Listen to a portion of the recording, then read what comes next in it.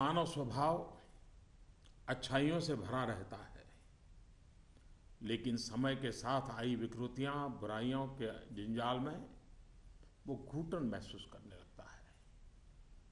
भीतर की अच्छाइयों के कारण विकृतियां और बुराइयों की घुटन से बाहर निकलने के लिए वो छटपटाता रहता है।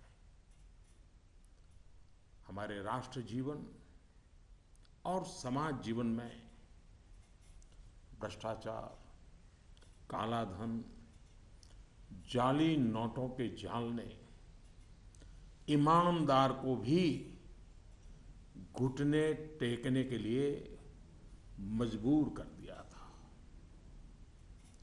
उसका मन स्वीकार नहीं करता था, लेकिन उसे परिस्थितियों को सहना पड़ता था, मजबूरन स्वीकार करना पड़ता था। दिवाली के बाद की घटनाओं से ये सिद्ध हो चुका है कि करोड़ों देशवासी ऐसी घुटन से मुक्ति के अवसर की तलाश कर रहे थे।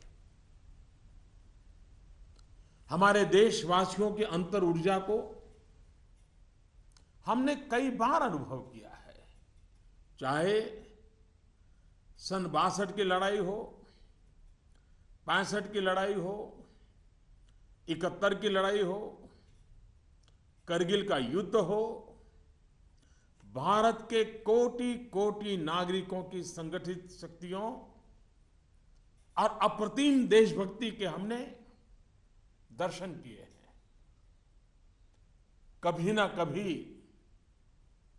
बुद्धिजीवी वर्ग इस बात की चर्चा जरूर करेगा कि बाह्य शक्तियों के सामने तो देशवासियों का संकल्प सहज बात है, लेकिन जब देश के कोटि कोटि नागरिक अपने ही भीतर घर कर गई बीमारियों के खिलाफ, बुराइयों के खिलाफ, विकृतियों के खिलाफ लड़ाई लड़ने के लिए मैदान में उतरते हैं, तो वो घटना हर किसी को नए सिरे से सोचने के लिए प्रेरित करती है। दिवाली के बाद लगातार देशवासी दृढ़ संकल्प के साथ, अप्रतिम धैर्य के साथ, त्याग की पराकाष्ठा करते हुए, कष्ट झेलते हुए बुराइयों को पराजित करने के लिए लड़ाई लड़ रहे हैं। जब हम कहते हैं कि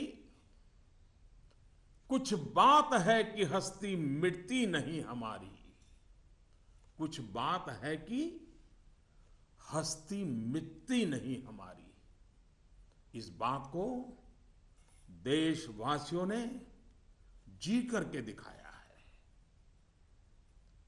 कभी लगता था सामाजिक जीवन की बुराइयां, विकृतियां जाने अनजाने में, इच्छा अनिच्छा से हमारी जिंदगी का हिस्सा बन गए हैं। लेकिन 8 नवंबर के बाद की घटनाएं हमें पुनर्विचार करने के लिए मजबूर करती हैं। 125 करोड़ देशवासियों ने तकलीफें झेलकर, कष्ट उठाकर ये सिद्ध कर दिया है कि हर हिंदुस्तानी के लिए सच्चाई और अच्छाई कितनी अहमियत रखती है। काल के कपाल पर यह अंकित हो चुका है कि जनशक्ति का सामर्थ्य क्या होता है, उत्तम अनुशासन किसे कहते हैं, अपप्रचार की आंधी में सत्य को पहचानने की विवेक बुद्धि किसे कहते हैं, सामर्थ्यवान बेबाक बेईमान के सामने ईमानदारी का संकल्प कैसे विजय पाता है, गरीबी से बाहर निकलने को आतुर जिंदगी भव्य भारत के निर्माण के लिए क्या कुछ नहीं कर सकती। देशवासियों ने जो कष्ट झेला है वो भारत के उज्जवल भविष्य के लिए नागरिकों के त्याग की मिसाल है। 125 करोड़ देशवासियों ने संकल्पबद्ध होकर अपने पुरुषार्थ से, अपने परिश्रम से, अपने पसीने से उज्जवल भविष्य की आधारशिला रखी है। आमतौर पर जब अच्छाई के लिए आंदोलन होते हैं तो सरकार और जनता आमने सामने होती है। यह इतिहास की ऐसी मिसाल है जिसमें सच्चाई और अच्छाई के लिए सरकार और जनता दोनों मिलकर कंधे से कंधा मिलाकर लड़ाई लड़ रहे हैं। मेरे प्यारे देशवासियों, मैं जानता हूं कि बीते दिनों आपको अपना ही पैसा निकालने के लिए घंटों लाइन में लगना पड़ा, परेशानी उठानी पड़ी। इस दौरान मुझे सैकड़ों हजारों चिट्ठियां भी मिली हैं। हर किसी ने अपने विचार रखे हैं, संकल्प भी दोहराया है, साथ ही साथ अपना दर्द भी मुझसे साझा किया है। इन सब में एक बात मैंने हमेशा अनुभव की, आपने मुझे अपना मानकर के बातें कही हैं। भ्रष्टाचार, कालाधन, जाली नोट के खिलाफ लड़ाई में आप एक कदम भी पीछे नहीं रहना चाहते हैं। आपका ये प्यार आशीर्वाद की तरह है। अब प्रयास यह है कि नववर्ष में हो सके उतना जल्दी बैंकों को सामान्य स्थिति की तरफ ले जाया जाए। सरकार में इस विषय से जुड़े सभी जिम्मेदार व्यक्तियों से कहा गया है कि बैंकिंग व्यवस्था को सामान्य करने पर ध्यान केंद्रित किया जाए। विशेषकर ग्रामीण इलाकों में, दूर दराज वाले इलाकों में प्रोएक्टिव होकर के हर छोटी से छोटी कमी को दूर किया जाए ताकि गांव के नागरिकों की, किसानों की कठिनाइयां खत्म हो। प्यारे भाइयों और बहनों, हिंदुस्तान ने जो करके दिखाया है, ऐसा विश्व में तुलना करने के लिए कोई उदाहरण नहीं है। बीते कुछ वर्षों में 1000 और 500 के नोट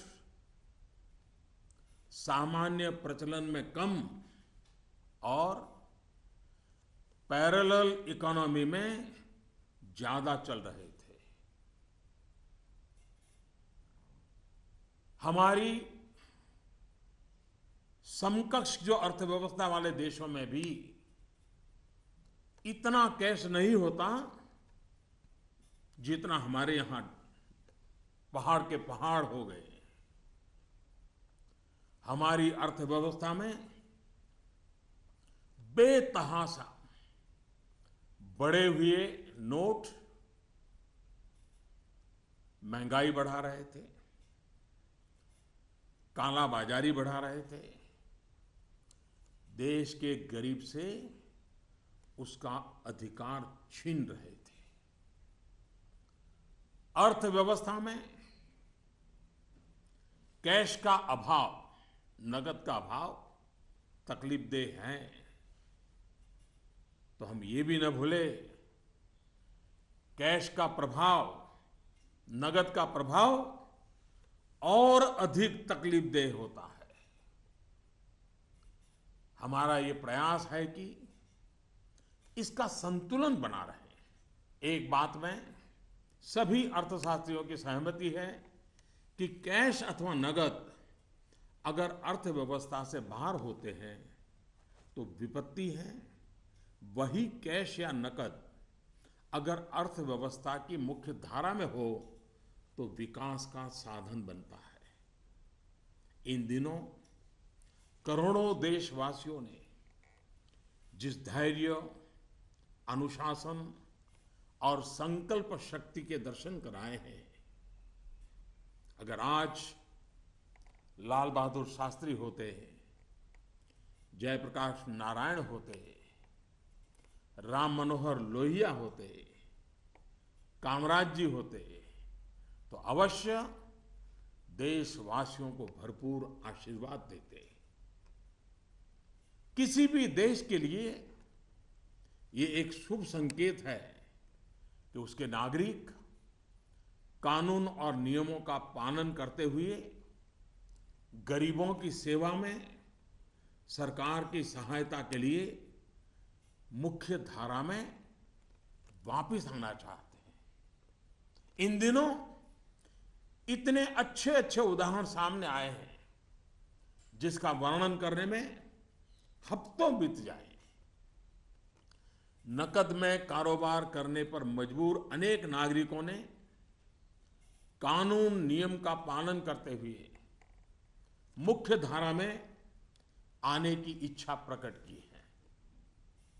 यह अप्रत्याशित है और सरकार इसका स्वागत करती है। मेरे प्यारे देशवासियों, हम कब तक सच्चाइयों से मुंह मोड़ते रहेंगे?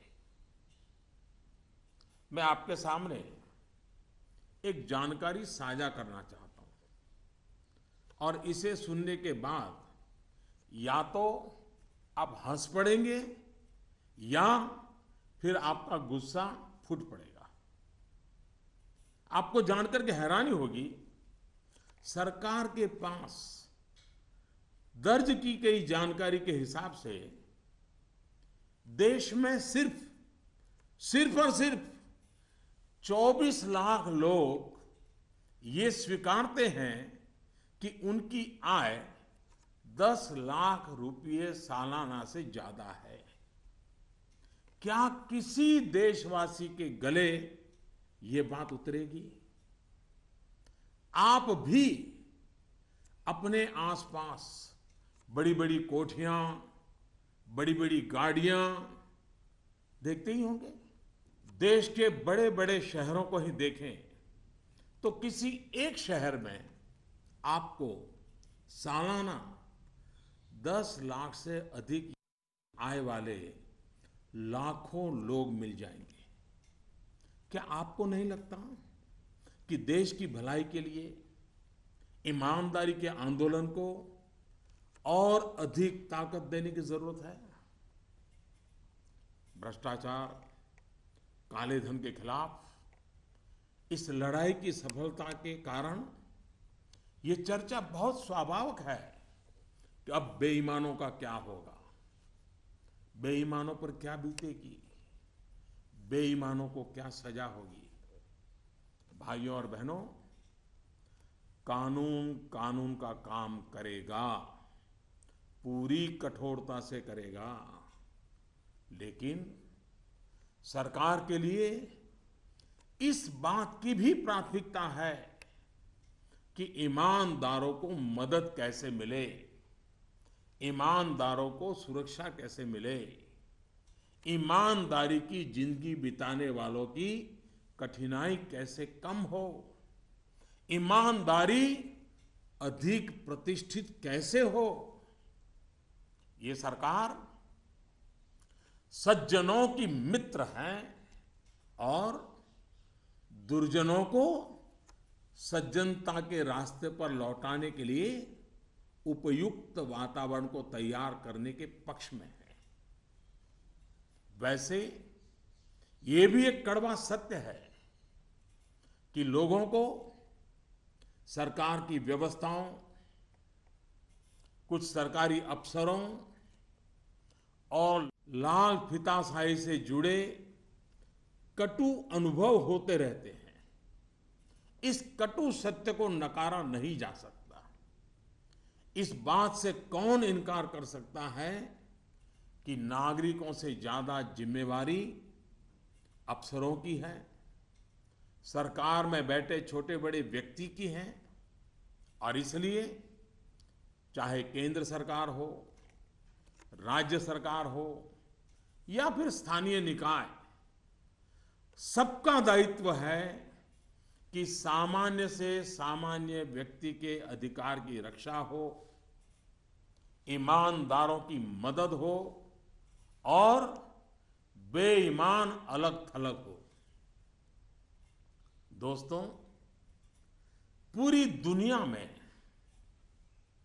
एक सर्वसामान्य तथ्य है कि आतंकवाद, नक्सलवाद, जाली नोटों का कारोबार, ड्रग के धंधे से जुड़े लोग, मानव तस्करी से जुड़े लोग, हथियारों के कारोबार में लगे लोग, ये सब लोग काले धन पर ही निर्भर रहते हैं।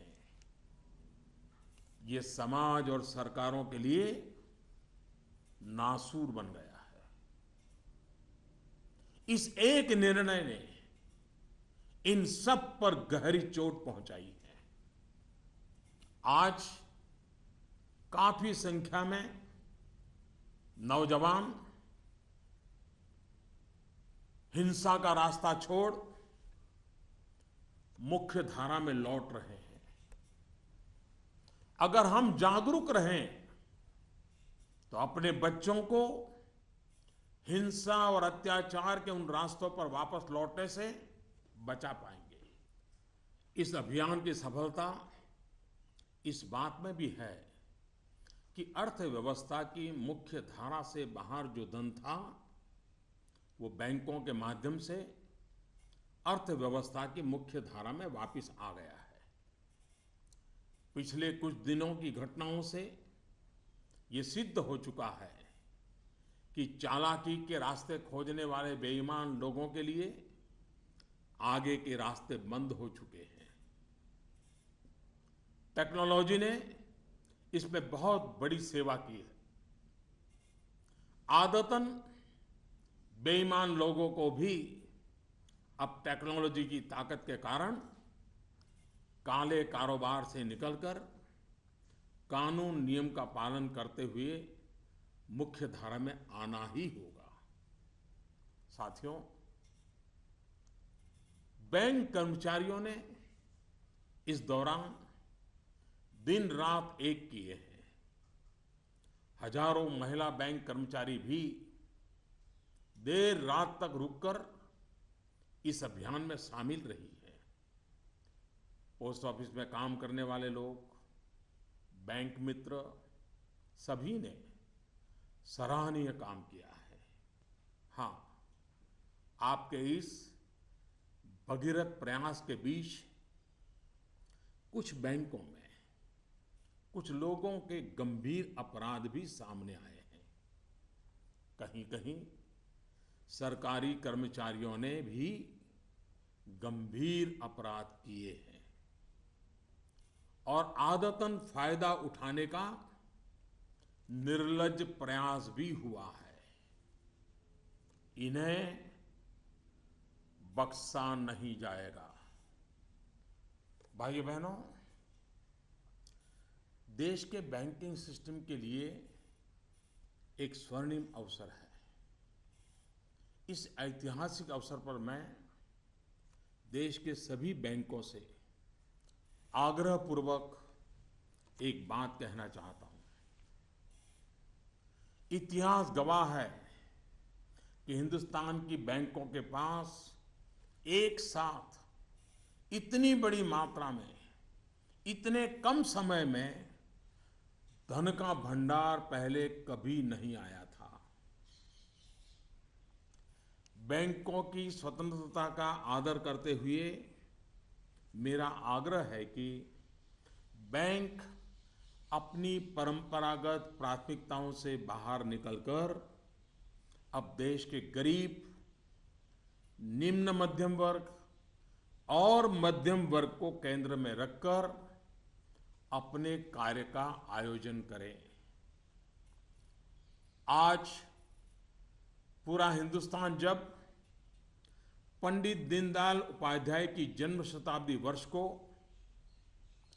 गरीब कल्याण वर्ष के रूप में मना रहा है, तब बैंक भी लोकहित के, गरीब कल्याण के इस अवसर को हाथ से न जाने दे। हो सके उतना जल्दी लोकहित में उचित निर्णय करें और उचित कदम उठाएं। जब निश्चित लक्ष्य के साथ नीति बनती है, योजनाएं बनती हैं, तो लाभार्थी का सशक्तिकरण तो होता ही है, साथ साथ इसके तात्कालिक और दूरगामी फल भी अवश्य मिलते हैं। पाई पाई पर बारीक नजर रहती है और इससे अच्छे परिणामों की संभावना भी पक्की होती है। गांव, गरीब, किसान, दलित, पीड़ित, शोषित, वंचित और हमारी महिलाएं जितनी सशक्त होगी, आर्थिक रूप से अपने पैरों पर खड़ी होगी, देश उतना ही मजबूत बनेगा और विकास भी उतना ही तेज होगा। सबका साथ, सबका विकास, इस ध्येय वाक्य को चरितार्थ करने के लिए नववर्ष की पूर्व संध्या पर देश के 125 करोड़ नागरिकों के लिए सरकार कुछ नई योजनाएं ला रही है। दोस्तों, स्वतंत्रता के इतने साल बाद भी देश में लाखों गरीबों के पास अपना घर नहीं है। जब अर्थव्यवस्था में काला धन बढ़ा तो मध्यम वर्ग की पहुंच से घर भी खरीदना दूर हो गया था। गरीब, निम्न मध्यम वर्ग और मध्यम वर्ग के लोग घर खरीद सकें, इसके लिए सरकार ने कुछ बड़े फैसले लिए हैं। अब प्रधानमंत्री आवास योजना के तहत शहरों में इस वर्ग को नए घर देने के लिए 2 नई स्कीमें बनाई गई हैं। इसके तहत 2017 में घर बनाने के लिए 9 लाख रुपए तक के कर्ज पर ब्याज में 4% की छूट और 12 लाख रुपए तक के कर्ज पर ब्याज में 3% की छूट दी जाएगी। सरकार ने प्रधानमंत्री आवास योजना के तहत गांवों में बनने वाले घरों की संख्या को बढ़ा दिया है।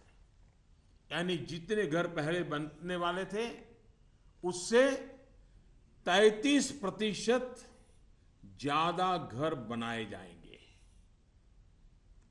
गांवों के निम्न मध्यम वर्ग और मध्यम वर्ग के लोगों की जरूरतों को ध्यान में रखते हम एक नई योजना शुरू करने जा रहे हैं।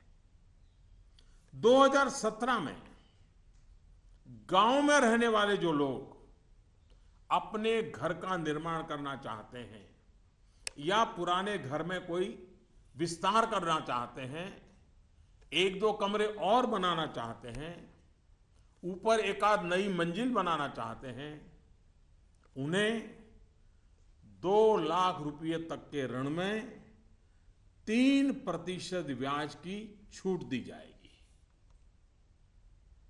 दोस्तों, बीते दिनों चारों तरफ ऐसा वातावरण बना दिया गया था कि देश की कृषि बर्बाद हो गई है। ऐसा वातावरण बनाने वालों को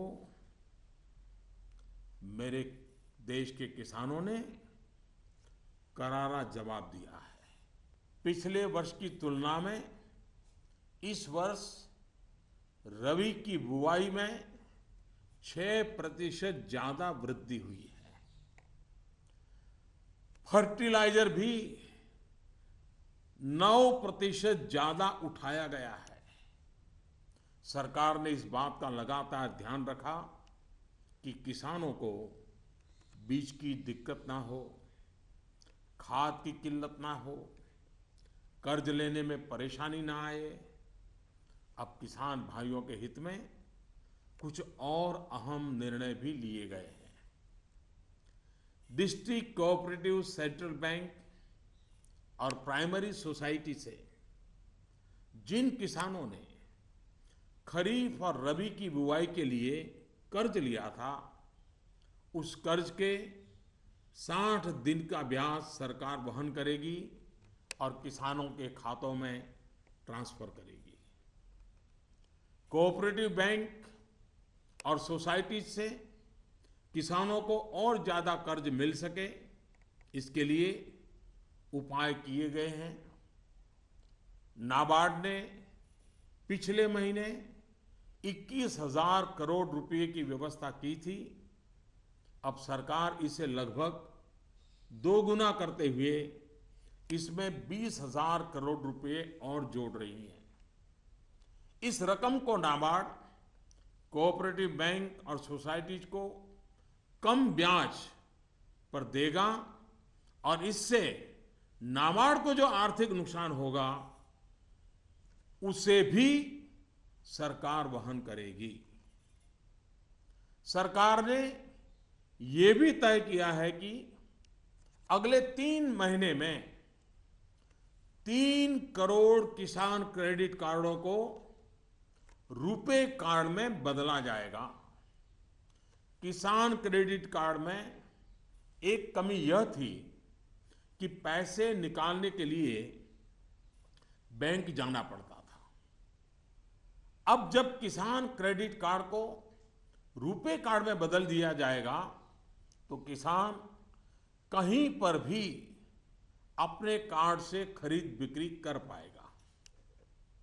भाइयों और बहनों, जिस प्रकार देश की अर्थव्यवस्था में कृषि का महत्व है, उसी प्रकार विकास और रोजगार के लिए लघु और मध्यम उद्योग, जिसे एमएसएमई भी कहते हैं,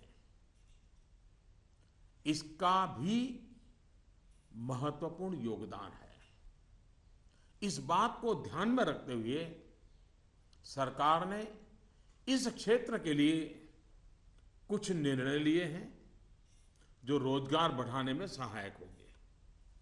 सरकार ने तय किया है कि छोटे कारोबारियों के लिए क्रेडिट गारंटी 1 करोड़ रुपए से बढ़ाकर 2 करोड़ रुपया करेगी। भारत सरकार एक ट्रस्ट के माध्यम से बैंकों को ये गारंटी देती है कि आप छोटे व्यापारियों को लोन दीजिए, गारंटी हम लेते हैं। अब तक यह नियम था कि 1 करोड़ रुपए तक के लोन को कवर किया जाता था। अब 2 करोड़ रुपए तक का लोन क्रेडिट गारंटी से कवर होगा। एनबीएफसी यानी कि नॉन बैंकिंग फाइनेंशियल कंपनी से दिया गया लोन भी इसमें कवर होगा। सरकार के इस फैसले से छोटे दुकानदार, छोटे उद्योगों को ज्यादा कर्ज मिलेगा। गारंटी का खर्च केंद्र सरकार द्वारा वहन करने के कारण इन पर ब्याज दर भी कम होगी। सरकार ने बैंकों को ये भी कहा है कि छोटे उद्योगों के लिए कैश क्रेडिट लिमिट को 20% से बढ़ाकर 25% करें। इसके अलावा डिजिटल माध्यम से हुए ट्रांजैक्शन पर वर्किंग कैपिटल लोन 20% से बढ़ाकर 30% तक करने को कहा गया है। नवंबर में इस सेक्टर से जुड़े बहुत से लोगों ने कैश डिपॉजिट किया है। बैंकों को कहा गया है कि वर्किंग कैपिटल तय करते वक्त इस बात का भी संज्ञान लिया जाए। कुछ दिन पहले ही सरकार ने छोटे कारोबारियों को टैक्स में बहुत बड़ी राहत देने का भी निश्चय किया था। जो कारोबारी साल में 2 करोड़ रुपए तक का व्यापार करते हैं, उनके टैक्स की गणना 8% आय को मानकर की जाती थी। अब ऐसे व्यापारी के डिजिटल लेन देन पर टैक्स की गणना 6% आय मानकर के की जाएगी। इस तरह उनका टैक्स काफी कम हो जाएगा। दोस्तों, मुद्रा योजना की सफलता निश्चित तौर पर बहुत ही उत्साहवर्धक रही है। पिछले साल करीब करीब 3.5 करोड़ लोगों ने इसका फायदा उठाया है। दलित, आदिवासी, पिछड़ों एवं महिलाओं को प्राथमिकता देते हुए सरकार का इसे अब डबल करने का इरादा है। मैं माताओं बहनों से भी एक बात करना चाहता हूं। गर्भवती महिलाओं के लिए भी एक देशव्यापी योजना की शुरुआत की जा रही है। अब देश के सभी 650 से ज्यादा जिलों में सरकार गर्भवती महिलाओं को अस्पताल में पंजीकरण और डिलीवरी, टीकाकरण और पौष्टिक आहार के लिए 6,000 रुपये की आर्थिक मदद करेगी। ये राशि गर्भवती महिलाओं के अकाउंट में ट्रांसफर की जाएगी, सीधी उनके खाते में जमा कर दी जाएगी। देश में माता मृत्यु दर को कम करने में इस योजना से बड़ी सहायता मिलेगी। वर्तमान में ये योजना सिर्फ 4,000 रुपये की आर्थिक मदद और पायलट प्रोजेक्ट के रूप में सिर्फ 53 जिलों में चलाई जा रही है। भारत में सीनियर सिटीजन्स, वरिष्ठ नागरिकों की संख्या भी बहुत है। सरकार ने सीनियर सिटीजन्स का भी विशेष ध्यान रखा है। सरकार वरिष्ठ नागरिकों के लिए भी एक स्कीम शुरू करने जा रही है। बैंक में ज्यादा पैसा आने पर अक्सर बैंक डिपॉजिट पर इंटरेस्ट रेट घटा देते हैं। वरिष्ठ नागरिकों पर इसका प्रभाव ना हो, इसलिए 7.5 लाख रुपए तक की राशि पर 10 साल तक के लिए सालाना 8% का इंटरेस्ट रेट, ब्याज दर सुरक्षित किया जाएगा। ब्याज की ये राशि वरिष्ठ नागरिक हर महीने प्राप्त कर सकते हैं। भ्रष्टाचार, काला धन की जब भी चर्चा होती है तो राजनेता, राजनीतिक दल, चुनाव का खर्च ये सारी बातें चर्चा के केंद्र में रहती है।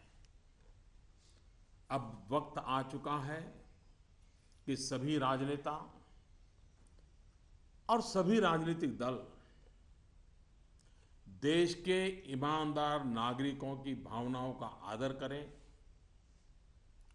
जनता के आक्रोश को समझें। ये बात सही है कि राजनीतिक दलों ने समय समय पर व्यवस्था में सुधार के लिए सार्थक प्रयास भी किए हैं। सभी दलों ने मिलकर के स्वेच्छा से अपने ऊपर बंधनों को स्वीकार किया है। आज आवश्यकता है कि सभी राजनेता और सभी राजनीतिक दल होलियर देन दाऊ इससे अलग हट करके, मिल बैठ करके पारदर्शिता को प्राथमिकता देते हुए भ्रष्टाचार और काले धन से राजनीतिक दलों को मुक्त कराने की दिशा में सही कदम उठाएं। हमारे देश में सामान्य नागरिक से लेकर के राष्ट्रपति जी तक सभी ने लोकसभा विधानसभा का चुनाव साथ साथ कराए जाने के बारे में कभी न कभी कहा है।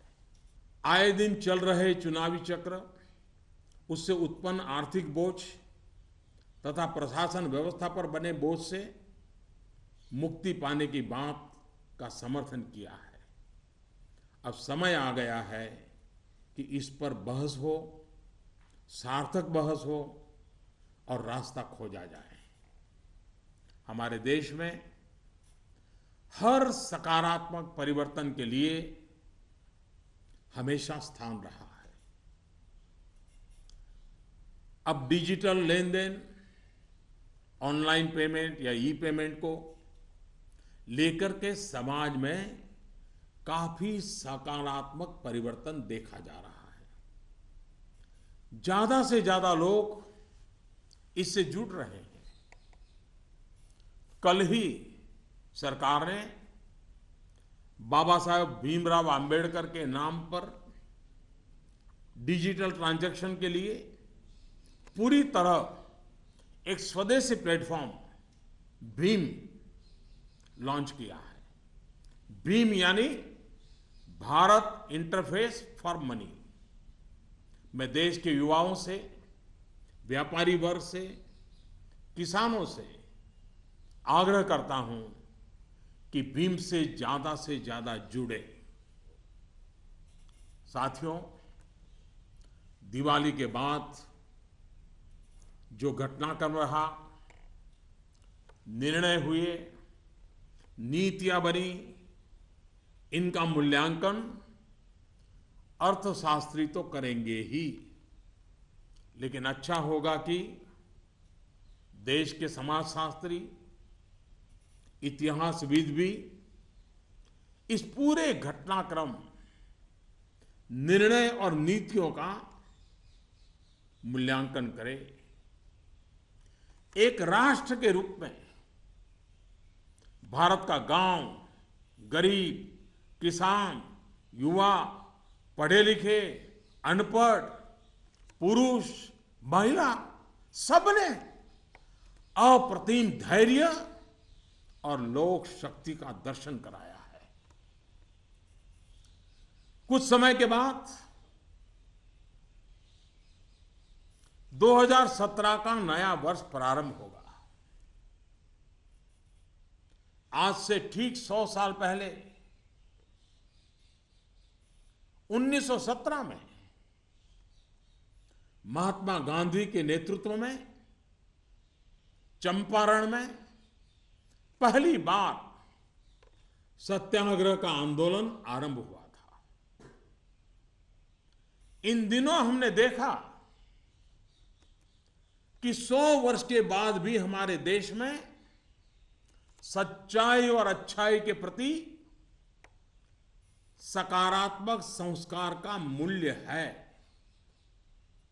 आज महात्मा गांधी नहीं है, परंतु उनका यह मार्ग जो हमें सत्य का आग्रह करने के लिए प्रेरित करता है, वह सर्वाधिक उपयुक्त है।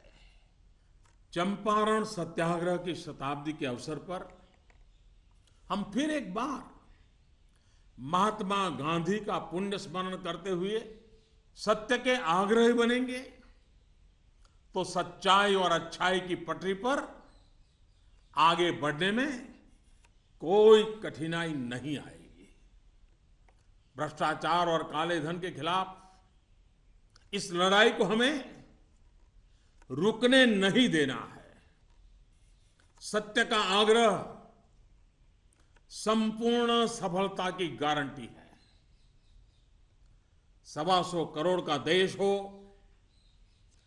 65% जनसंख्या 35 साल से कम उम्र के नौजवानों की हो, साधन भी हो, संसाधन भी हो और सामर्थ्य में कोई कमी ना हो, ऐसे हिंदुस्तान के लिए कोई कारण नहीं है कि हमारा देश अब पीछे रह जाए। नववर्ष की नई किरण नई सफलताओं का संकल्प लेकर के आ रही है। आइए हम सब मिलकर चल पड़े, बाधाओं को पार करते चले, एक नए उज्जवल भविष्य का निर्माण करें। बहुत बहुत धन्यवाद। जय Hind.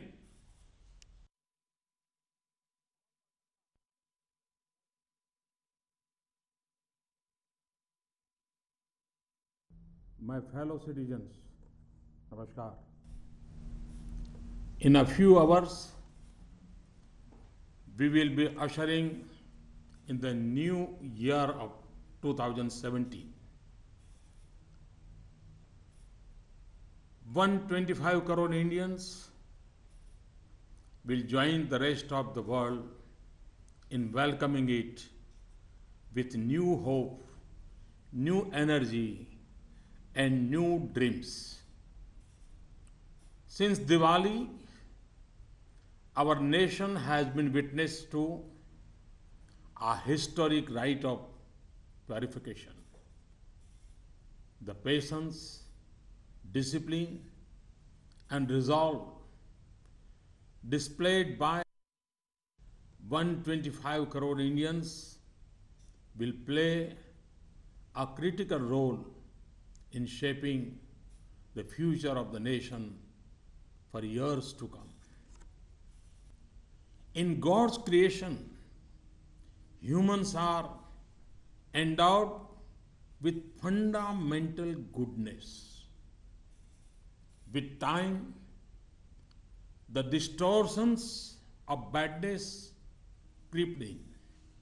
People feel suffocated in a bad environment and struggle to come out of it.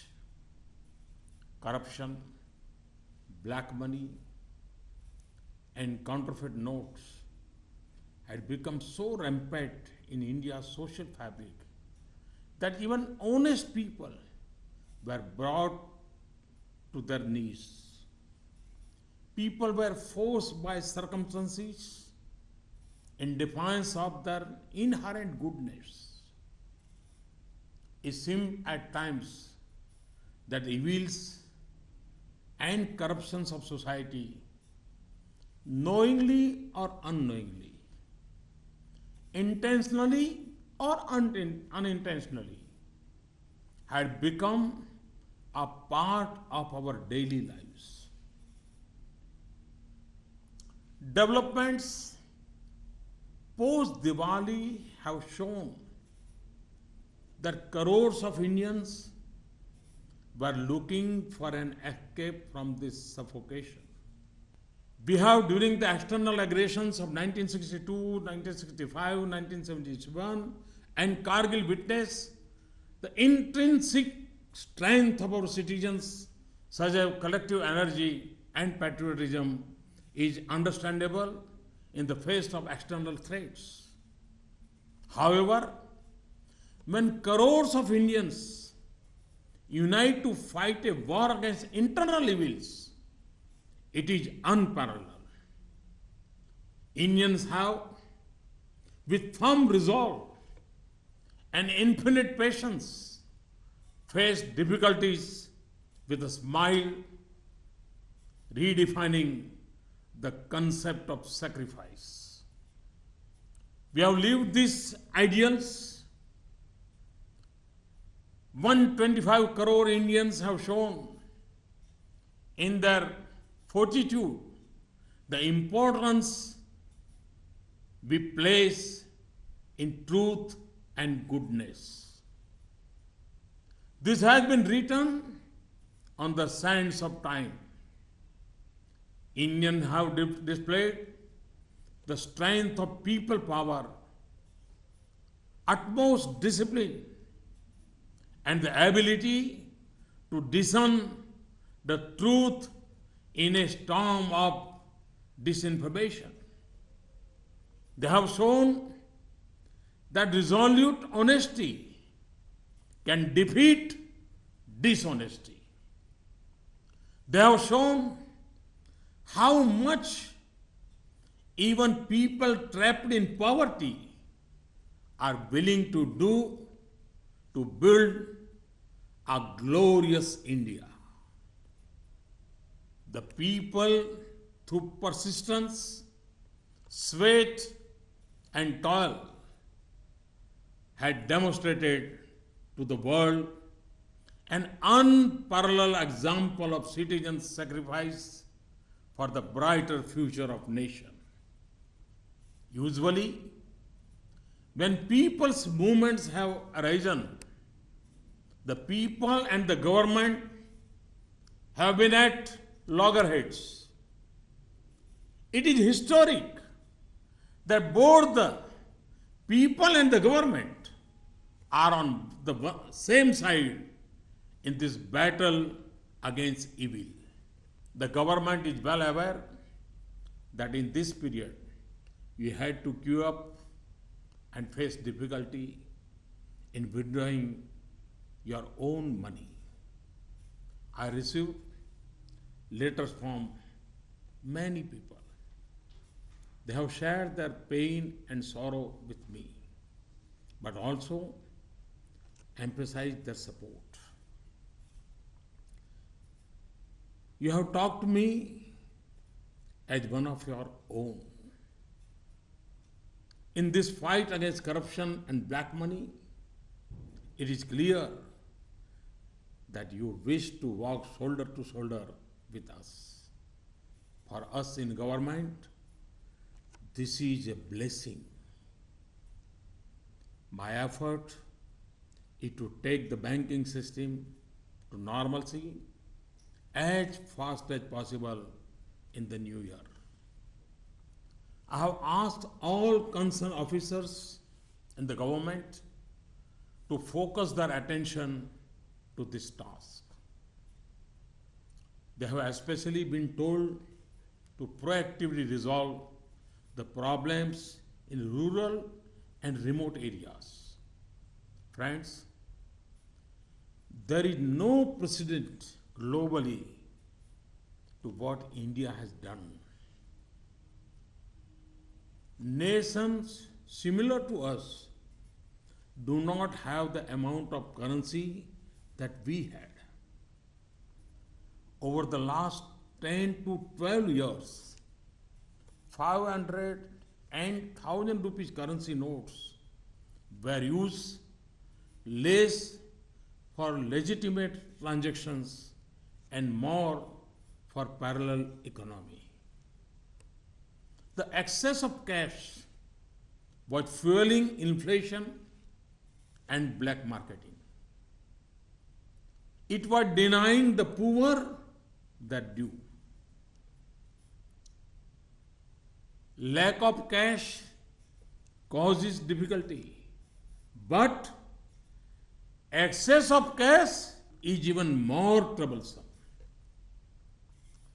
Our aim is to achieve of balance. Economists agree that when cash is outside the formal economy, it is a cause of worry. When it joins the mainstream, it is an opportunity for development. I'm sure if great sons of India like Jayaprakash Narayan, Lal Bahadur Shastri, Ram Manohar Lohia, Kamaraj ji had been present today, they would have applauded the patience, discipline, and resolve of our countrymen. In the past few weeks, there have been many gratifying instances. It would take weeks to list them. It is a healthy trend for any nation when the people wish to join the mainstream, abiding by the law and helping the government in serving the poor.